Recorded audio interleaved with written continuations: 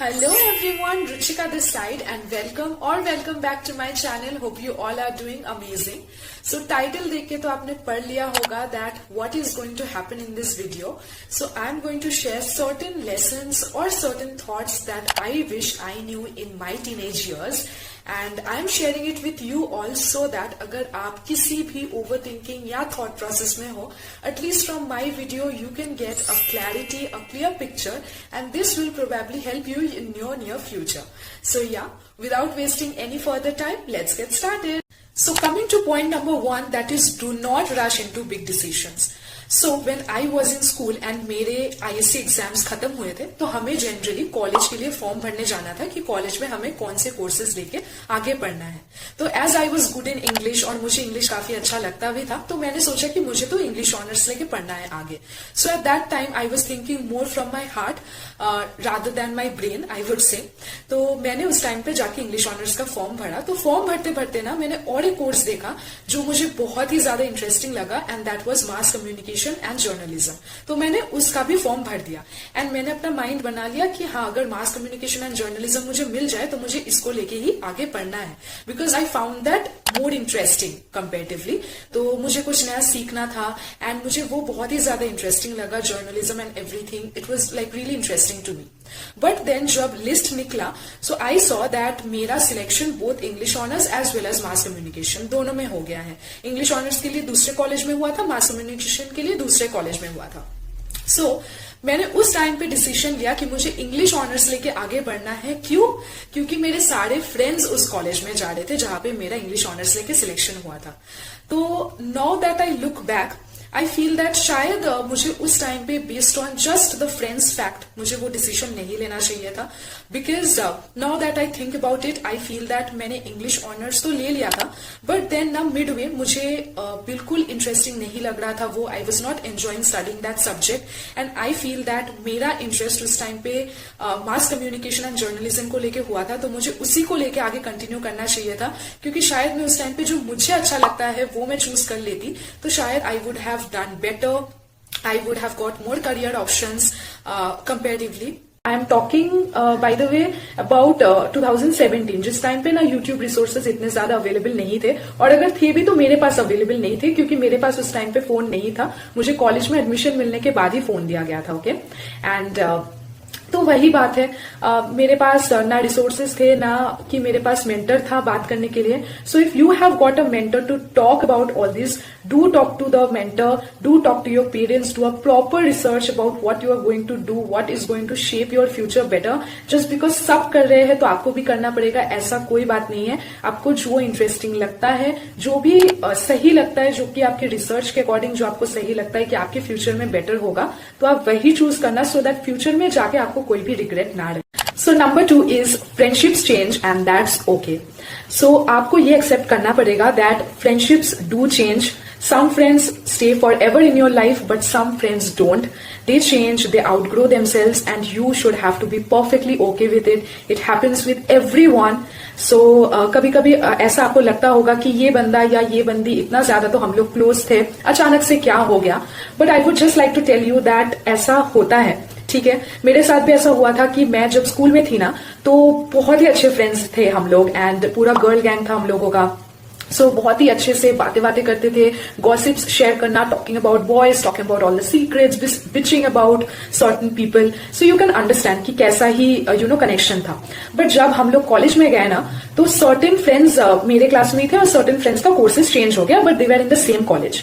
But then दिक्कत मुझे तब हुई ना जब मुझे दिखा दैट फ्रेंडशिप्स आर चेंजिंग. मतलब जिनके साथ मतलब हमने सोचा था स्कूल में कि हम लोग तो कॉलेज में जाके भी ऐसे ही रहेंगे बट देन मैंने देखा कि नहीं, उनके डिफरेंट फ्रेंड्स बन रहे हैं, उनके प्रायोरिटीज चेंज हो रहे हैं and they are not giving me that same amount of time, that same amount of affection, attention जो कि पहले मिला करता था. सो बेसिकली इक्वेशंस चेंज हो जाता है काफी. जिन फ्रेंड्स को आपने उस टाइम पे उतना ज्यादा हेल्प किया था या फिर जिन फ्रेंड्स के साथ आप उस टाइम पे उतना ज्यादा अपने टाइम स्पेंड किया था वो फ्रेंड्स आपको कॉलेज में जाके बिल्कुल भूल ही गए. मतलब उनको कुछ लेना देना नहीं है अब आपसे and they have got different friends and they are just fine with them. मतलब उनको आप नहीं चाहिए हो लाइफ में, शायद डायरेक्टली इग्नोर कर रहे हैं, इनडायरेक्टली इग्नोर कर रहे हैं. ठीक है, बस आपको पता चल रहा है कि आप और उनके प्रायोरिटी लिस्ट में नहीं हो.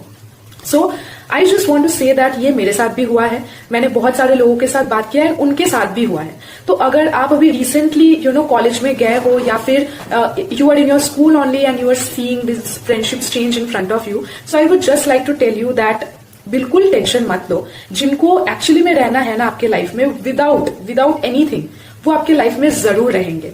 इनफैक्ट बहुत सारे ऐसे फ्रेंड्स हैं मेरे जो कि मतलब शायद मेरे LKG से फ्रेंड है, lower KG from class 1 and they still my friends.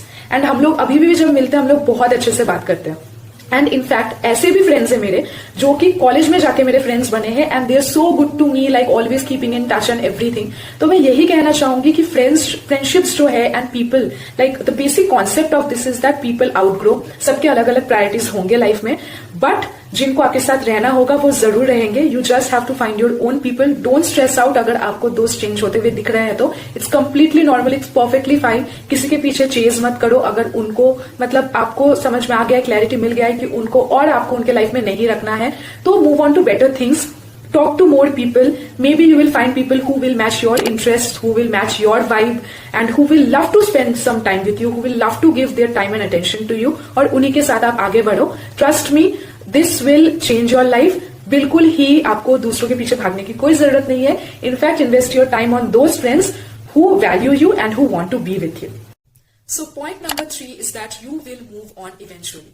So relationships तो हम सबके लाइफ का एक पार्ट होता है एंड ब्रेकअप्स भी हम सबके लाइफ का पार्ट होता है। आई फील अगर आपका ब्रेकअप नहीं हुआ है अभी तक and your relationship is going on really well, that is good for you. I am rooting for you. I hope you people see your future together, create a future together, be happy and long lasting in your. But then heartbreaks, breakups, वो सब कुछ भी सबके life का एक part होता है। If you are going through a breakup right now, then I am just going to tell you that it's okay and you are going to move on eventually. It's okay, things are going to be all right. अगर आपको लग रहा है कि मेरी दुनिया उजड़ गई है बिल्कुल एंड और कुछ नहीं बाकी है लाइफ में, then you are so wrong. Because हम सबके लाइफ में एक ऐसा पॉइंट जरूर आता है जब हमें लगता है कि सब कुछ खत्म हो चुका है, बट ट्रस्ट मी ऐसा नहीं होता है। इनफैक्ट सब कुछ जो भी कुछ होता है बिल्कुल अच्छे के लिए होता है। तो you know what, like I used to date a person in my school and 2 साल तक रिलेशनशिप चला था। कॉलेज में जाके we broke up because that person cheated on me. So क्या हुआ ना दैट उस टाइम पे मुझे भी ये लगा था दैट दुनिया मेरी पूरी उजड़ गई है, ठीक है। And so if you are born in a brown family, आप सब लोगों को पता ही होगा कि हमें रोने के लिए भी प्राइवेसी चाहिए होती है, ठीक है। ऐसे ही नहीं रोने बैठ जा सकते, तो उस टाइम पे दरवाजा बंद करके रोना, ये वो, बिल्कुल अपने आप के ऊपर फोकस ना करना, वैसा मेरा लाइफ हो चुका था। बट देन क्या होता है ना कि एक टाइम पे ना एक पॉइंट आपके लाइफ में आता है जब आपको लगता है कि ये मैं कर क्या रही हूँ अपने लाइफ के साथ। मतलब वो इंसान तो बिल्कुल ही आपके एफर्ट्स को, आपके केयर को, आपके लॉयल्टी को कुछ वैल्यू ना करके that person has cheated on you, that person has gone. But what are you doing with your life? रो रहे हो बैठ के, बिल्कुल अपने बॉडी के ऊपर, आपकी स्किन के ऊपर, आपके एकेडमिक्स के ऊपर आप ध्यान नहीं दे रहे हो। तो उस टाइम पे ना मुझे भी ऐसा फील हुआ था एक दिन रोते रोते कि ये मैंने अपना क्या हाल कर लिया है। I had gained so much of weight, academically I was not doing well. School में जिसको सब्जेक्ट टॉपर का प्राइज मिला था, उसको अभी जाके कॉलेज में उसके वो अपने एग्जाम्स मिस कर रही है। तो आप समझ ही सकते हो मेरा क्या हालत हुआ था। But the moment I realised it, ठीक है, मैंने उसी दिन से ठान लिया था दैट अभी मुझे और इस सिचुएशन में तो नहीं रहना है। So I started working out, I started focusing on myself, I started focusing on my studies and trust me, the moment you start valuing and prioritising yourself, it eventually gets better. मैंने वहां से मुड़ के और पीछे नहीं देखा and things started getting so much better for me. Now that I look back, I feel that thank God that breakup happened, thank God that happened, because I am so much eight a better position right now, better place in my life right now. And वो भी I wouldn't say that नहीं होना चाहिए था या कुछ भी। That was an important lesson to learn, because now you know, now I know what do I want for myself, what I don't want for myself. तो आपको अगर मतलब वैसा कुछ है तो वो प्लीज आप देखो कि आपको क्या करना है, आपको क्या चाहिए लाइफ में, आपको क्या नहीं चाहिए लाइफ में। Be with a person who values you, who reciprocates your efforts, who cares for you, who is loyal to you. Life is too short to waste on someone who does not value you, जिसने आपको cheat कर लिया है। एक ही जिंदगी है, spend it with a person who values you and it's not like you have to spend it with someone, ठीक है। अगर आपको अभी टाइम चाहिए, सिंगल रहो, ठीक है, आपके ऊपर फोकस करो, ध्यान दो एंड ट्रस्ट मी, 1 महीने लगेगा, 2 महीने लगेगा, 3 महीने लगेगा, एक ना एक टाइम पे you will move on, you will be happy in your life, you will be at a better place and then when you look back you will feel that yeah, it's that person's loss, and definitely it's my gain because I am at so much at a better place right now, and you will definitely move on. So number 4 is learn to say no and setting your boundaries. This is so much important because so many of us really struggle with saying no. मतलब ना बोलना जैसे आता ही नहीं है, ठीक है, मतलब कोई भी अगर कुछ बोल रहा है या फिर कुछ कर रहा है, अगर आप अनकंफर्टेबल हो, then please just learn to say no to that person, to those group of friends, to anyone if you feel like, because I feel that आप कभी भी किसी सिचुएशन में हो देन वो आपकी मर्जी से होना चाहिए. एंड आप अगर शायद लाइक फॉर एग्जाम्पल आपको किसी ने पार्टी में बुलाया है एंड आपको उस पार्टी में नहीं जाना था, but then just for the sake of it, क्योंकि आप ना नहीं बोल पाए तो आप हो, but you are not enjoying yourself, क्योंकि वहां पे आपको शायद पार्टी में बुला तो लिया but then no one is giving you that much of importance और उतना कुछ आपके साथ अच्छा नहीं हो रहा है, तो आपने बस कह दिया. तो मुझे लगता है कि इस टाइम पे ना इट इज वेरी इंपॉर्टेंट, या फिर ऐसा भी होता है कभी कभी कि कुछ फ्रेंड्स को आपके लिए तो कुछ नहीं करना होता है बट उनको आपसे काफी ज्यादा एक्सपेक्टेशंस है एंड आप ना नहीं बोल पाते हो and then they take your advantage. ठीक है, ये ऐसा होता है, but trust me it is very important to say no and learn to set your boundaries, because बाद में जाके यही आपको हेल्प करेगा. ना बोलना सीख जाओ अगर आपको नहीं चाहिए कि आप टेकन फॉर ग्रांटेड हो किसी के लिए भी. जिन जिन सिचुएशन में रहना है, जिन पर्सन के साथ नहीं रहना है, तो ना बोल दो. ठीक है.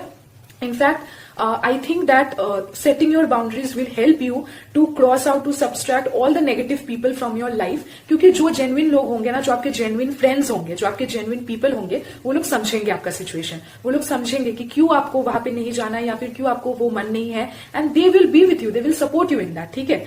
So सब नेगेटिव जो लोग हैं वो लोग सब्ट्रैक्ट हो जाएंगे and you will attract more genuine people and more genuine interactions in your life, and आप उन्हीं लोगों के साथ रहोगे जो कि आपका रिस्पेक्ट करते हैं एंड आपके बाउंड्रीज का रिस्पेक्ट करते हैं. So definitely learn to say no and set your boundaries. So number 5 is focusing more on physical health. So जब हम टीनेज ईयर्स में होते हैं ना, एग्जैक्टली लाइक उस टाइम पे ना काफी ज्यादा हाई एनर्जी रहता है एंड सब कुछ बहुत ज्यादा आप काफी ज्यादा एक्टिव होते हो. सो आई फील दैट उस टाइम पे ना taking care of your physical health is very much important.